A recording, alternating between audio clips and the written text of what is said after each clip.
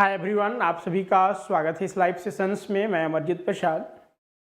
और जैसा कि इस सेशंस के रिगार्डिंग हम लोग जो देख रहे हैं वो मैथमेटिक्स के रिगार्डिंग कोऑर्डिनेट ज्योमेट्री 3D, जो कि आपके एग्जाम्स झारखंड टीजीटी और सहायक आचार्य 6 to 8 के लिए जो है वो महत्वपूर्ण है। पिछले क्लास तक हम लोगों ने इस सेशंस की रिगार्डिंग जो है वो डायरेक्शंस, कोसाइन और डायरेक्शंस रेशियो तथा उससे संबंधित विभिन्न प्रकार के प्रश्नों का हम लोगों ने सॉल्यूशन देखा था। आज के इस सेशंस में हम लोगों का अगला टॉपिक जो कि प्लेन है उसके रिगार्डिंग डिस्कस करेंगे। तो आज का जो क्लास है वो 5th क्लास है। पीछे के जो क्लासेस हैं अगर उनमें किन्हीं का कोई डाउट्स है या कुछ पूछना चाहते हैं आप कमेंट्स कर दीजिए। तो जैसा कि हम अगर 3 डायमेंशंस की बात करते हैं तो यानी कि जिसमें x, y और z 3 एक्सिस हैं, यानी कि सपोज अगर हम यहाँ पर खड़े हैं, ठीक है, तो हमारा ये जो शेप है, हम चूंकि स्पेस में अलाई कर रहे हैं तो हम 3 डायमेंशंस हैं। यानी कि 3 डायमेंशंस कहने का मतलब हुआ कि जिसमें लंबाई, चौड़ाई और मोटाई तीनों हो। लेकिन जब हमारा फोटो खींचा जाए, ठीक है, अगर हमारा फोटो खींचा जाता है तो हम 2 डायमेंशंस में ही दिखाई देते हैं, क्योंकि हमारा वहाँ पर जो मोटाई है वो पता नहीं चल पाता है। ठीक है, सिर्फ हमारा आगे का भाग, लंबाई और चौड़ाई ही जो है वो फोटो में मेंशन हो पाता है। तो ये 2D और 3D के कॉन्सेप्ट जो कि हम लोगों ने ऑलरेडी पहले डिस्कस कर चुके हैं। तो चलिए आज हम लोग प्लेन के बारे में डिस्कस करते हैं। तो सबसे पहला जो हमारा यहाँ पर ये होता है कि जनरल इक्वेशन ऑफ प्लेन क्या होता है। प्लेन का जो है वो इक्वेशंस क्या है, जनरल फॉर्म क्या है इसका, फिर उसके बाद इसके प्लेन का जो है नॉर्मल फॉर्म क्या होता है, इंटरसेप्ट फॉर्म क्या होता है, क्योंकि इनसे ही क्वेश्चंस आपके एग्जाम में डायरेक्टली पूछे जाते हैं। तो चलिए यहाँ पर सबसे पहले हम लोग प्लेन की रिगार्डिंग जो है वो इक्वेशन, जनरल इक्वेशंस को देखते हैं। तो यहाँ पर नोट कीजिए,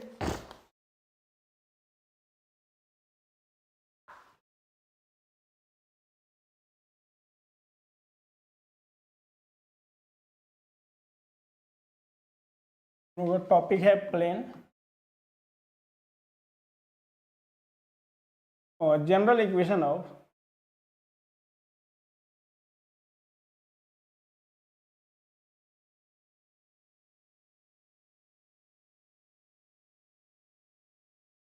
देखिए, जब भी जनरल इक्वेशन ऑफ प्लेन की बात करते हैं तो यहाँ पर चूंकि हमारा जो ये प्लेन यानी जो समतल है वो कहाँ लाई कर रहा है, स्पेस में, यानी x, y और z के अलावा। तो इसका जो इक्वेशंस होता है वो ax plus B Y plus C Z plus D equals to 0। क्या होता है, ax plus B Y plus C Z plus D equals to 0 here, जहां पर जो है न्यूवेयर ए, बी और सी, ठीक है, ए, बी और सी जो है वह क्या है, तो ए, बी और सी ये डायरेक्शंस रेशियो है जो आपका नॉर्मल फॉर्म होता है उसका।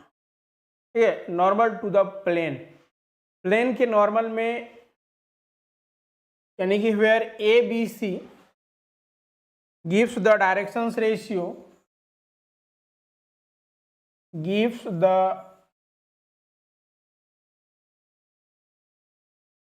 direction ratios of the normal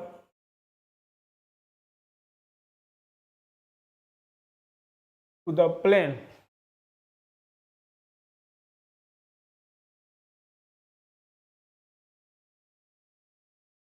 बात समझ में है। अब देखिए यहां पर equation of the plane in normal form में क्या होते हैं। अब थोड़ी सी यहां पर ये आप अगर देखें इसको,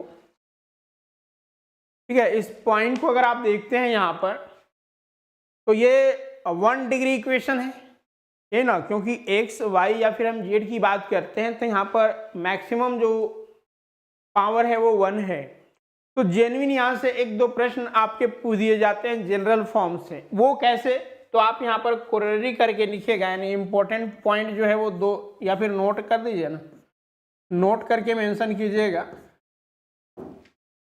ये आप प्रूफमेंट भी किए होंगे अपने ग्रेजुएशंस के क्लासेस में, तो यहाँ पर सिर्फ आपको जान कर रखना है क्योंकि प्रश्न पूछ दिए जाते हैं। जैसे अगर पूछ दिया जाए कि फर्स्ट डिग्री इक्वेशन रिप्रेजेंट, ठीक है, फर्स्ट डिग्री जो इक्वेशन होता है वो किसे रिप्रेजेंट करता है, तो प्लेन को रिप्रेजेंट करता है।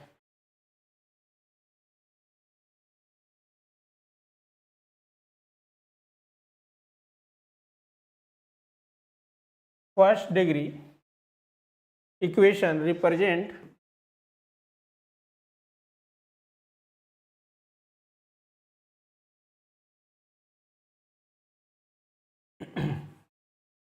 ये रहेगा फर्स्ट डिग्री इक्वेशन रिप्रेजेंट, यहाँ पर अगर डैश रहेगा तो आप क्या फिल कीजिएगा, तो प्लेन आप यहाँ पर देख सकते हैं। प्रूफ करने के लिए कहा जाए तो आप ग्रेजुएशंस के बुक का हेल्प लीजिए, काफ़ी आसान जो है इसका प्रूफमेंट है। फिर जो है वो अगर यहाँ पर कुछ इस तरह से पूछ दिया जाए कि every linear equation in 3 variables, every linear equation with 3 variables,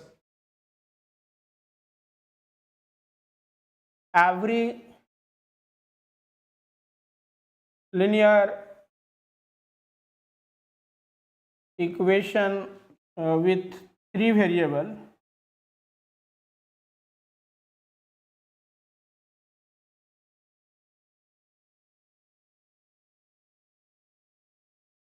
every linear equation with 3 variables x, y, z always represent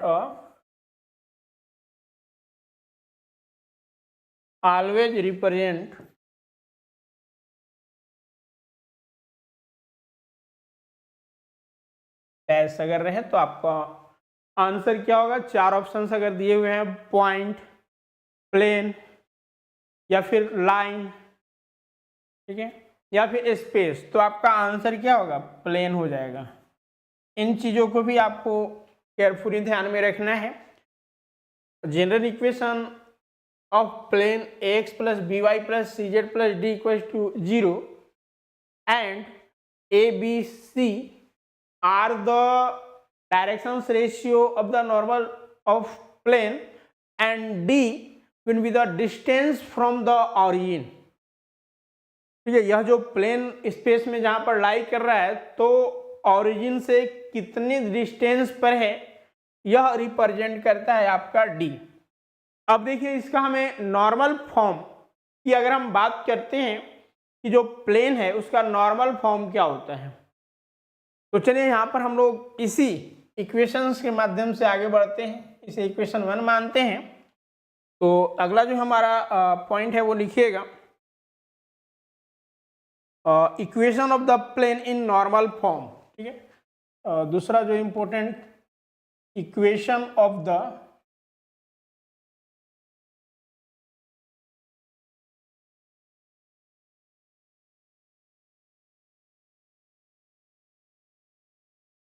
plane in normal form.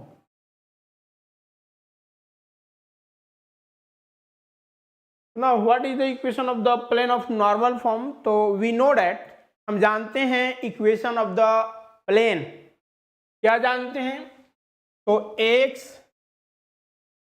Plus B Y plus C Z plus D equals to 0, यही जानते हैं, यही ना। अगर मान लीजिए हम ये चूंकि डिस्टेंस है, हम अगर इसे हटा दें और d को अगर इधर इस साइड कर देते हैं, अगर हम d को जो है वो LHS से RHS में कर देते हैं और उसके बाद हम कुछ वर्क करते हैं। वर्क अब हम यहाँ पर क्या क्या करेंगे वो थोड़ी सी आप लोग यहाँ पर देखिएगा।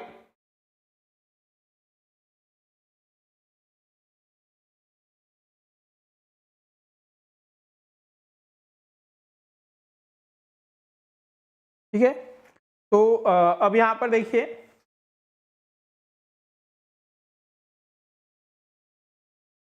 ये माइनस प्लस को हमने उतना मेजोरिटी नहीं दिया है। अब नाउ हम यहाँ पर आगे के पोर्शंस में क्या करते हैं, क्योंकि ए बी और सी क्या हैं, हमारा डायरेक्शंस रेशियोज हैं।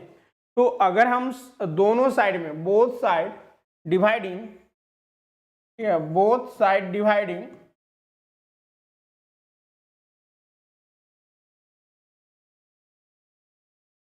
Root under a square plus b square plus c square, तो आपको एक जो है वो यहाँ पर रिलेशन मिलेगा, क्योंकि ऑलरेडी हम लोगों ने डायरेक्शंस रेशियोज और डायरेक्शंस कोसाइंस में रिलेशन देखकर जो है वो इस चीज़ को देखा था, चर्चा किया था। हम इससे बोथ साइड डिवाइड करते हैं, तो यहाँ पर क्या हो जाएगा, a x plus B Y plus C z will be d. अब now divided by root under a square plus b square plus c square, और यहाँ पर भी root under a square plus b square plus c square. अब now यहाँ से हम लिख सकते हैं ए अपॉन रूट अंडर, हम बाइफरकेट कर देते हैं सारे को क्योंकि बीच में प्लस है, a square plus b square plus c square plus यहाँ पर बचा हुआ है हमारा x plus b upon root under a square plus b square plus c square into y plus c upon root under a square plus b square plus c square equal to यहाँ पर z है, this will be d upon root under a square plus b square plus c square. ठीक है, यहाँ से आ गया। अब now इस पूरे के जगह पर हम क्या लिख सकते हैं, तो आप याद कीजिए डायरेक्शंस कोसाइंस कॉस अल्फा यानी कि L A upon root under, अगर हमें उसका डायरेक्शंस रेशियो मालूम होते थे उस लाइन का, तो हम a upon a square plus b square plus c square करते थे। तो यहाँ पर हम डायरेक्ट क्या लिख देंगे, L X plus B Y plus sorry L है ना, तो यहाँ पर एम और एन हो जाएगा, m y plus n z equals to, अगर हम इस पूरे को रिप्रेजेंट कर रहे हैं पी से तो हमारा पी हो जाएगा, है ना। अगर हम इस पूरे को पी से डिनोट करते हैं तो पी क्या है, तो पी लिख लीजिएगा आप लोग, where p is the, this is the normal form of the plane. ठीक है, this will be the normal form of the plane where p is, P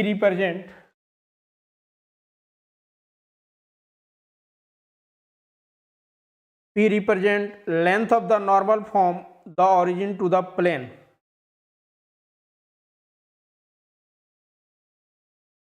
Length of the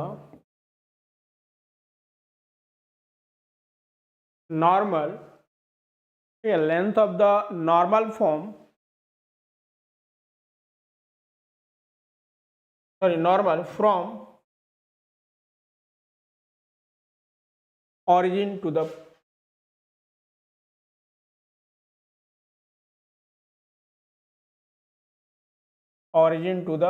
plane।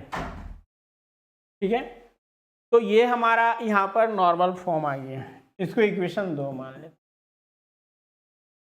अब नाउ अगर यहाँ से कुछ प्रॉब्लम्स आपको दे दिए जाएं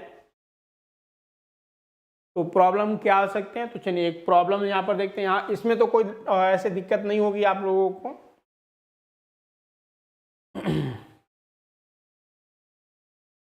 क्वेश्चन है 2x, ये एग्जाम्पल का क्वेश्चन देख रहे हैं। ठीक है, ये एग्जाम्पल्स के तौर पर हम लोग इसको सॉल्व करेंगे। तो एक आपका इक्वेशन दिया गया है 2x plus 3y plus 6z equal to 5। अब यहाँ पर क्या कहा जा रहा है, ये हमारा इक्वेशन दिया गया और कहा जा रहा है कि find normal form, find normal form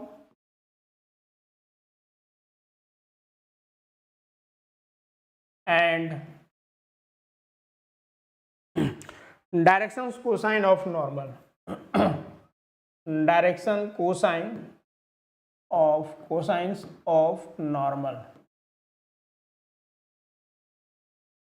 तो नाउ अभी हमने आपके साथ डिस्कस किया कि यहाँ पर ए बी सी यानी हमारा जो स्टैंडर्ड इक्वेशन था, ठीक है, स्टैंडर्ड इक्वेशन जो था हमारा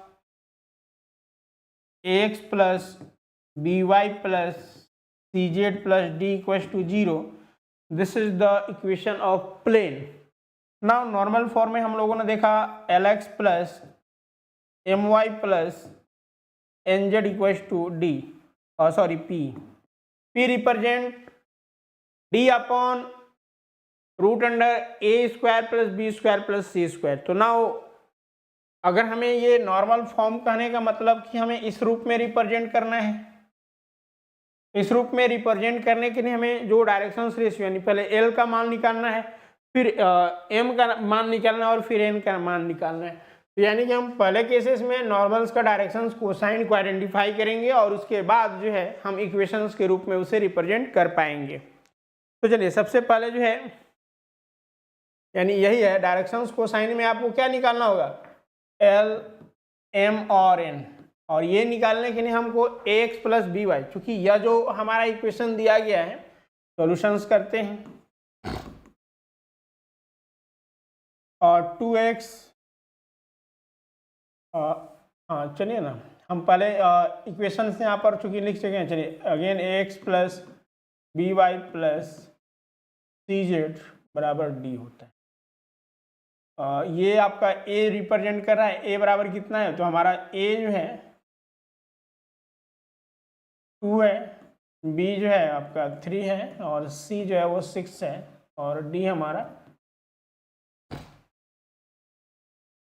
तो now root under a square plus b square plus c square निकाल लेंगे, तो हमारा क्या आएगा, रूट अंडर 2 का स्क्वायर प्लस 3 का स्क्वायर प्लस 6 का स्क्वायर। तो 2 दूना 4, 3 तिहाई 9 और 6 छक 36, 36 और 4 40 और 9 49 यानी रूट अंडर 49, डैट मीन्स 7। अब अगर हम यहाँ से L का मान निकालें, अगर हम यहाँ से L का मान निकालें तो L बराबर क्या हो जाएगा, a upon root under a square plus b square plus c square. तो now this will be a will be 2, तो नाउ 2/7 L आ गया। m अगर निकालना चाहे तो m जो है b upon root under a square plus b square plus c square हो जाएगा। तो नाउ b जो है वो 3/7, हमने root under a square plus b square plus c square का मान इसीलिए निकाल लिया क्योंकि हमारा नीचे का पोर्शंस में ये आएगा ही आएगा, तो हमने यहाँ पर निकाल लिया। अब नाउ m हो गया और n बराबर क्या हो जाएगा, तो n 6 है ना, c upon root under a square plus b square plus c square, तो है और 6/7। तो these are the directions cosine of the normal, ठीक है, ये directions cosine of the normal हो गया।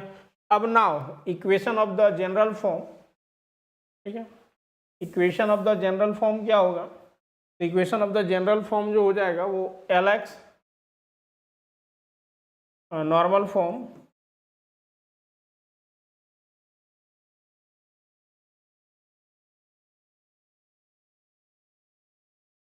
Lx plus my plus nz बराबर p।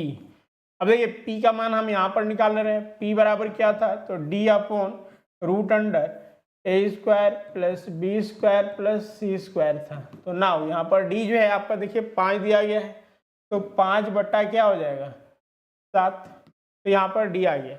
अब नाउ सारे वैल्यू को हम यहाँ पर पुट कर देते हैं, इसे मिटा देते हैं, ठीक है, इसका तो यूज अब हमारा है नहीं, हम ऑलरेडी यूज कर लिए।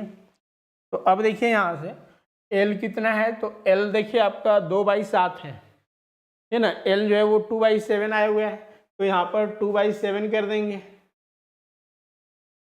x प्लस m जो है वो 3/7 है, y प्लस यहाँ पर n होगा, n जो है वो आपका 6/7 है, z बराबर p जो है वो 5/7 है। यहाँ पर देखिए निकालनी है। अब नाउ यहाँ पर देखिए सारे जो हैं वह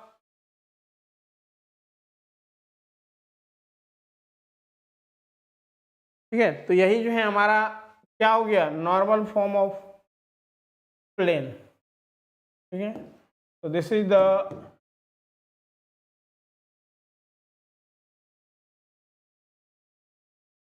नॉर्मल फॉर्म ऑफ। देखिए कितनी आप सिंप्लिसिटी, आसानी के साथ जो है वो चीज़ों को यहाँ पर समझ पाएँ और निकाल सकें। यानी कि कोई भी अगर आपका प्लेन का इक्वेशन दिया हुआ है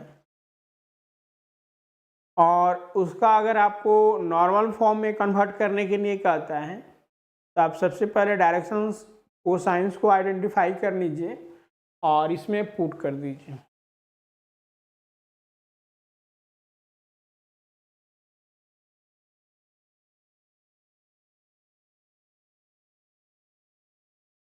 अब नाउ अगला जो फॉर्म है हमारा इक्वेशन है वो कुछ इस प्रकार से है। तीसरा लिखिएगा,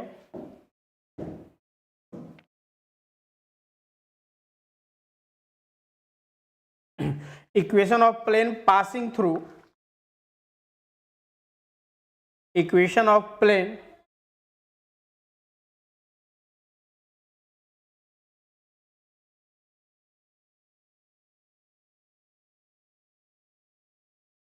equation of plane passing through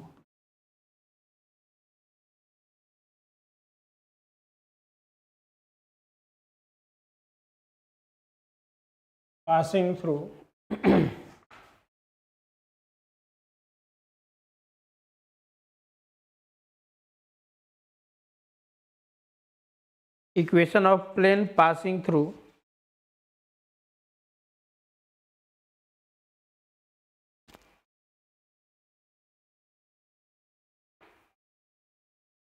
through the point P x1, y1, z1 and is perpendicular to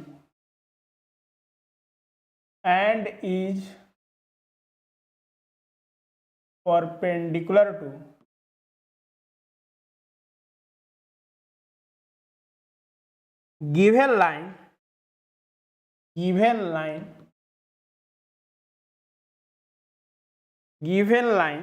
having directions ratio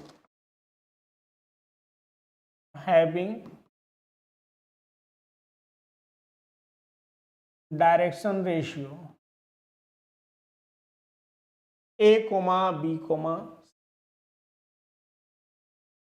ठीक है। उस प्लेन का आपको इक्वेशन बताना है जिस जो कि एक पॉइंट P यानी x1, y1, z1 से पास करता है और यह जो प्लेन का डायरेक्शंस रेशियो दिया गया है उसके परपेंडिकुलर है।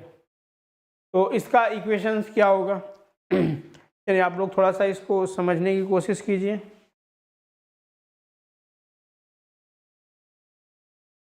देखिए इसका सिंपल सा जो है आंसर आ जाएगा और इसमें आपको कुछ नहीं करना है क्योंकि हम ऑलरेडी जानते हैं जनरल इक्वेशन ऑफ प्लेन। ठीक है, जनरल इक्वेशन ऑफ प्लेन हम जानते हैं। तो सिंपली हमारा डायरेक्शंस को साइन दिया गया है, तो ax plus B Y plus C z equals to d होता है। तो यहाँ पर चूंकि ये पास कर रहा है एक पॉइंट से जिसका कोऑर्डिनेट x1, y1, z1 है, हमारा जो x है वो अब क्या हो जाएगा, x माइनस x1 हो जाएगा, y माइनस y1 हो जाएगा और z माइनस z1 हो जाएगा। तो यानी कि इसका जो जनरल फॉर्म हो जाएगा वो आपका कुछ इस प्रकार से होगा, यानी कि direction ratio ABC is ax minus x1 plus b y minus y1 plus c z minus z1. This equals to, so this is the equation of given introductions. जो हमारा इंट्रोडक्शन दिया गया उसके थ्रू हमारा इक्वेशन आ गया. Next जो equation आपका बनता है वो कुछ इस प्रकार से, ये सारे इंपॉर्टेंट है आपके एग्जाम के पॉइंट से, कुछ तो इसमें से डायरेक्ट पूछे गए हैं, जैसे जो ये आपका हमने यहाँ पर बताया ये वाला फॉर्म, ठीक है. इस तरह के क्वेश्चंस आपके एग्जाम प्रीवियस ईयर्स में पूछे गए हैं. ये जो नॉर्मल फॉर्म का हमने कॉन्सेप्ट बताया, तो या तो आपको डायरेक्शंस कोसाइंस पूछ सकता है या फिर उसका फॉर्म इक्वेशन ही पूछ सकता है नॉर्मल फॉर्म का, जो कि प्रीवियस ईयर में पूछे गए हैं. वहीं इसकी भी आने की पॉसिबिलिटी है, ठीक है. तो कुछ ऐसे आपके जो क्वेरीज होते हैं उससे डायरेक्ट क्वेश्चन होते हैं, जबकि कुछ से कुछ नॉमरिकल्स के तहत जो प्रश्न पूछे जाते हैं, तो आपको दोनों थ्योरी और नॉमरिकल्स दोनों देखना होते हैं. नेक्स्ट लिखिएगा अगला equation, the equation of the plane passing through the 3 non collinear point. अगर 3 नॉन कोलिनियर पॉइंट से जो है अगर पास करता है तो उसका इक्वेशंस क्या होगा. तो the equation of plane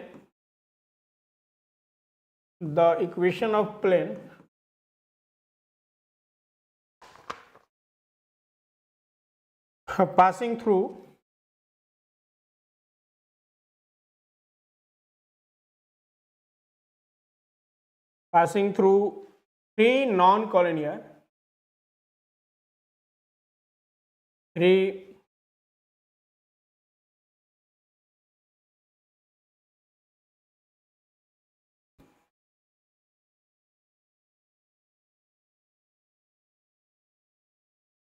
non-collinear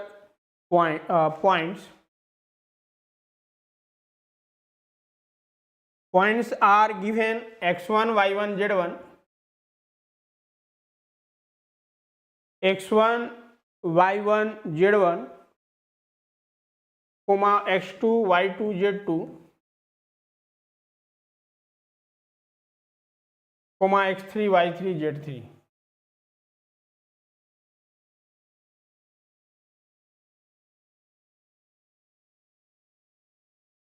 is what. अब देखिए यहाँ पर आपको क्या कहा जा रहा है कि एक प्लेन है, ठीक है, एक हमारा प्लेन है,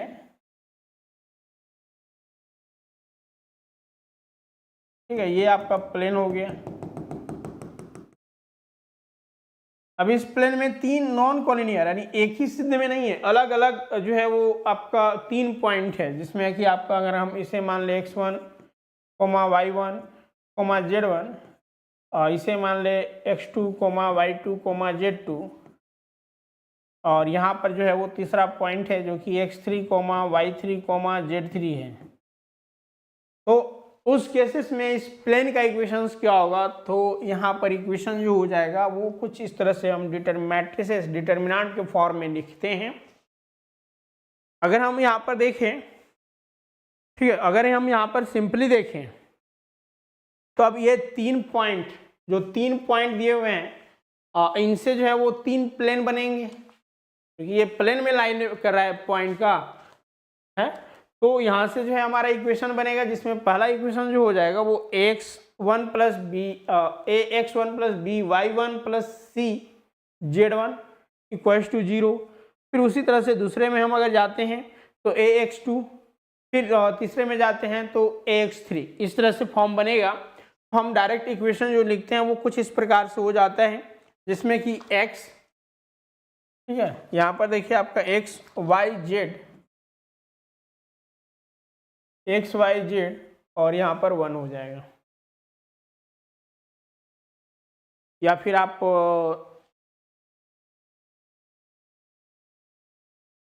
इसको न लिखें, आप यहाँ पर देखिए हमने जब एक पॉइंट से अगर कोई इक्वेशन अगर कोई लाइन पास करता है, यानी प्लेन अगर पास करता है किसी एक पॉइंट से, तो हमारा x माइनस x1 यानी a into x minus x one हो जाता है, फिर b into y minus y one.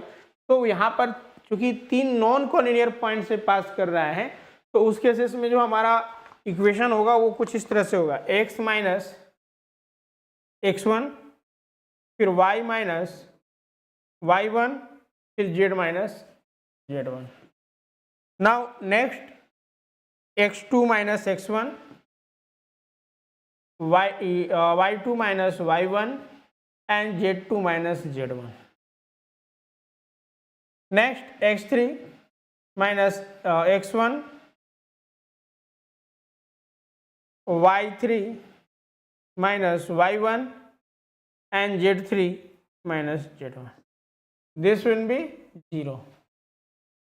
समझ में आई बात? This will be 0. ठीक है।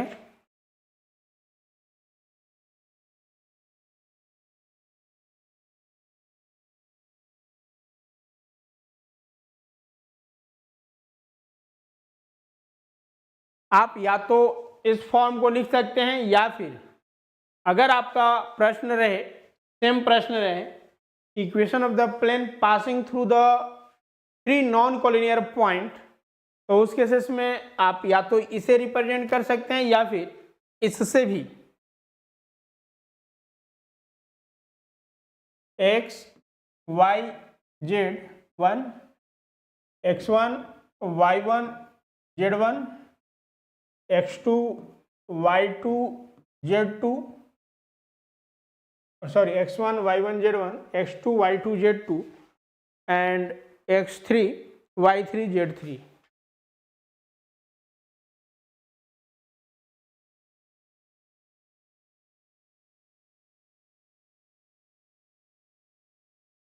ठीक है, y3, और दिस विल बी व्हाट जी। तो ये भी आपका फॉर्म है। नेक्स्ट लिखिएगा, अगला आपका कौन सा नंबर हो जाएगा? 4 होगा ना, 5 नंबर में लिखिएगा इंटरसेप्ट फॉर्म। ठीक है, इंटरसेप्ट फॉर्म कहते हैं।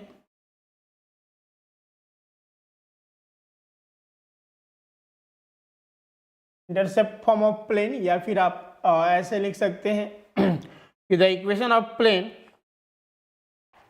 The equation of plane, short में लिख देते हैं the equation of plane, equation of plane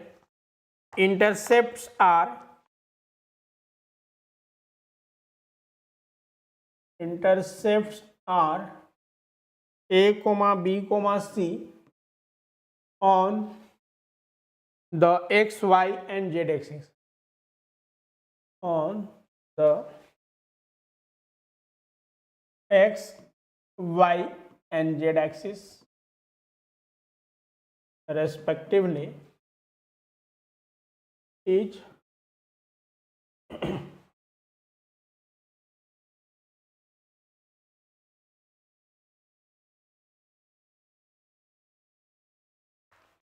ये पूछा जा सकता है, या फिर आपको डायरेक्ट पूछा जा सकता है ऐसे भी, या find the intercept form of, या find the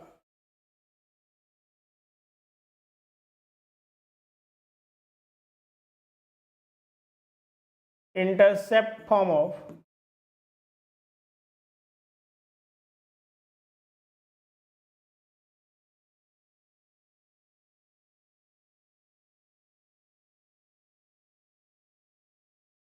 equation of plane। देखिए यहाँ पर अगर हमारा हमें जो निकालना है वो equation of the intercept form of the plane, या फिर अगर हमें एक्स एक्सिस, वाई एक्सिस और जेड एक्सिस के along a B c distance पे ये अगर इंटरसेप्ट करते हैं तो उसका इक्वेशन, तो सिंपली आप इसे फिगर से समझिए, आखिर इसका मैकेनिज्म क्या है, यह क्या कहना चाहता है। तो सपोज हमारे पास एक्स वाई और जेड एक्सिस है, गौर से समझिएगा, काफी आसान है ये।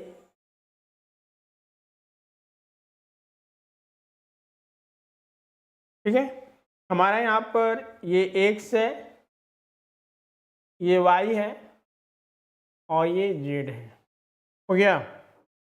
अब नाउ यहाँ पर एक हमारा पॉइंट होगा जिसका कोऑर्डिनेट क्या है, a,0,0 है ना, x के अलोंग क्योंकि a है, फिर और y के अलोंग b है,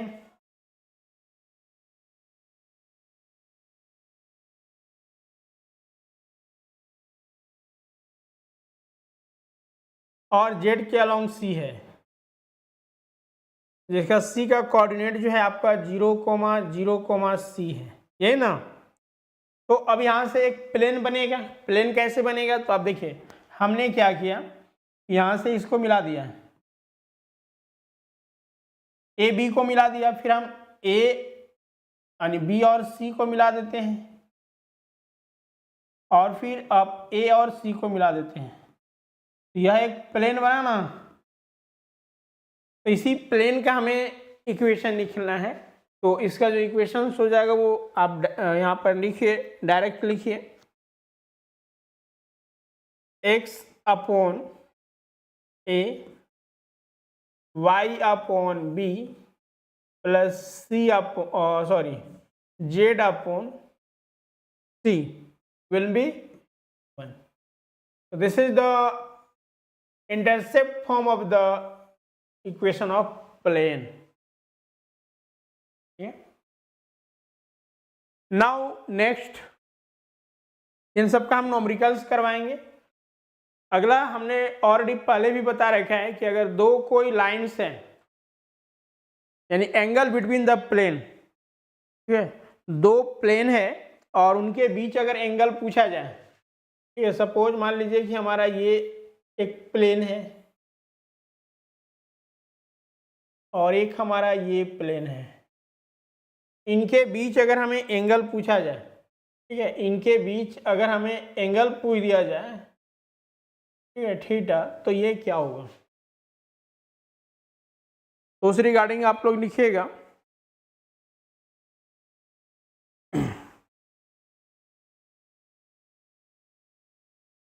find the angle between the plane, next आपका जो था वो 6 number.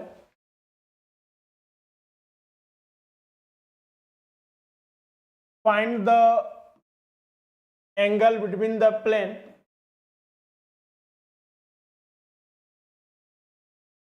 find the angle between the plane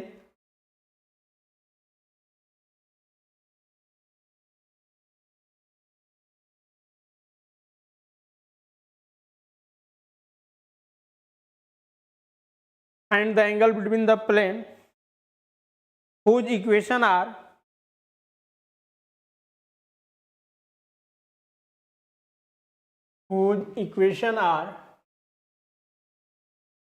जो इन दो प्लेन के इक्वेशन दिया गया है।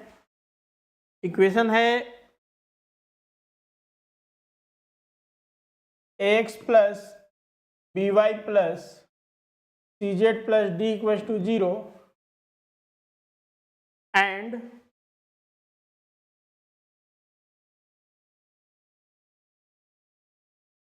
a1x plus b1y plus c1z plus d1 बराबर 0। देखिए ऑलरेडी हमने जब आपको डायरेक्शंस, कोसाइन और रेशियो बताए थे तो वहां पर इसकी चर्चा किए हुए थे कि अगर दो लाइन्स है, हमने वहां पर लाइन्स थी, वो एक्चुअल में प्लेन ही था क्योंकि उसका जो डायरेक्शंस रेशियो था वो गिवन था हमारा, है ना, जहां पर ए बी और सी और a1 b1 c1 ये आपका डायरेक्शंस रेशियो जो है वो गिवन है। तो यहाँ से हमने ऑलरेडी निकाला था कि कॉस थीटा जो होता था वो अगर a1 a2 था वहां पर लिए थे तो a1 a2 plus b1 b2 plus c1 c2 upon root under a1 square b1 square plus c1 square into root under a1 square plus b1 square plus c2 square.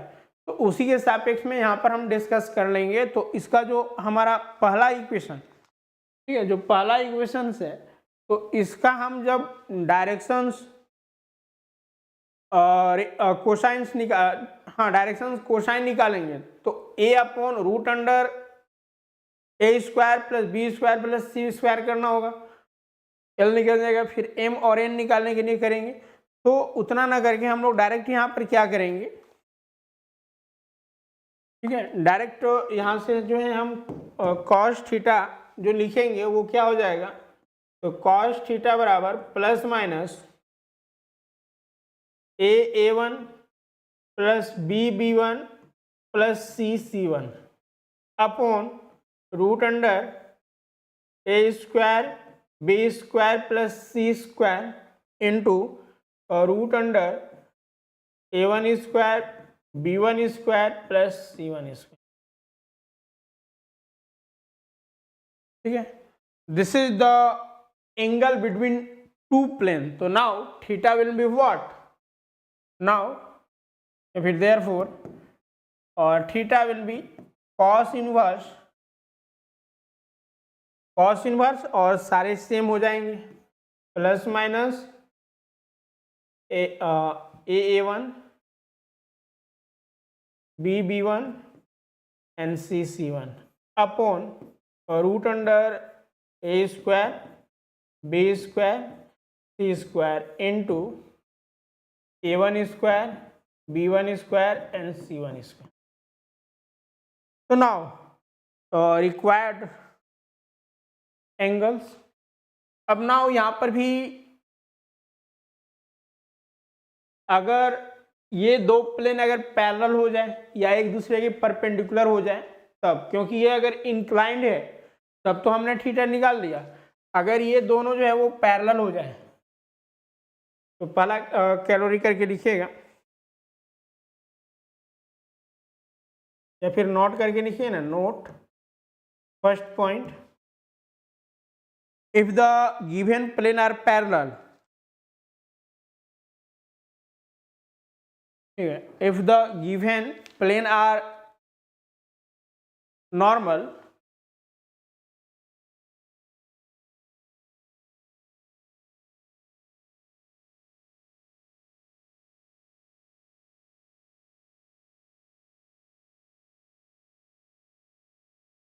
Parallel, उस cases में क्या हो जाएगा, therefore, ठीक है, उस cases में आपका क्या हो जाएगा, तो a upon a1 b upon b1 और c अपॉन c1 ये आपस में इक्वल होंगे, और वहीं अगर ये परपेंडिकुलर हो जाए, दूसरा में लिखिएगा, if the given plane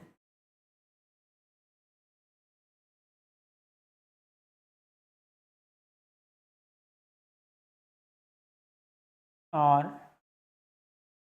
perpendicular, हम शॉर्ट में लिख दिया, आप लोग लिख लीजिएगा परपेंडिकुलर, चलिए ना लिख देते हैं, परपेंडिकुलर ईच अदर, तो क्या होगा, a1 है ना, हमने ऑलरेडी इस सब के बारे में डिस्कस कर लिया है, बस आप एक बार जब प्लेन पढ़े तो यहाँ पर हमें रिवीजन करते हैं, a1 plus b1 plus c1, this will be what, तो this will be 0। So these are the concept regarding angle between two plane।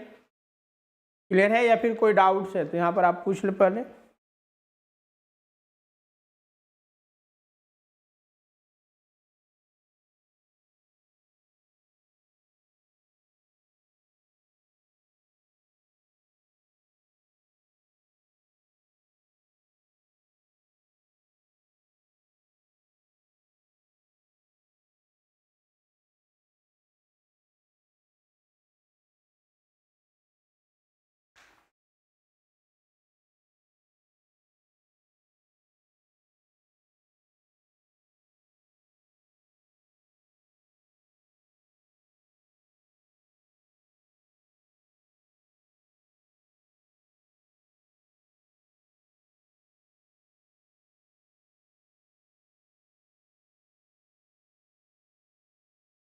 तो बताइए यहाँ तक कोई डाउट्स है या कुछ पूछना चाहते हैं? तो ये यहाँ पर आज हम लोगों ने कुछ महत्वपूर्ण जो इक्वेशंस फॉर्म हो रहे थे, यानी जो थ्योरी की तरह हम लोग ट्रीट करते हैं, वो देखें। तो यहाँ तक अगर किसी का कोई डाउट्स है तो आप पूछ लीजिए, बाकी इसके आगे जो है वो अगले सेशंस में डिस्कस करेंगे, ठीक है। इसमें अब जो है वो कुछ और रिमेनिंग जो आपका इक्वेशन बचा हुआ है, ठीक है, उसे देखेंगे और उसके बाद लॉट ऑफ जो है वो क्वेश्चंस देखेंगे, कितने डिफरेंट टाइप्स के जो क्वेश्चंस आते हैं, प्रीवियस ईयर में क्या आए हुए हैं, ये सारे हम लोग डिस्कस करेंगे। तो आज के सेशंस को यहीं पे रखते हैं। Thank you all of you.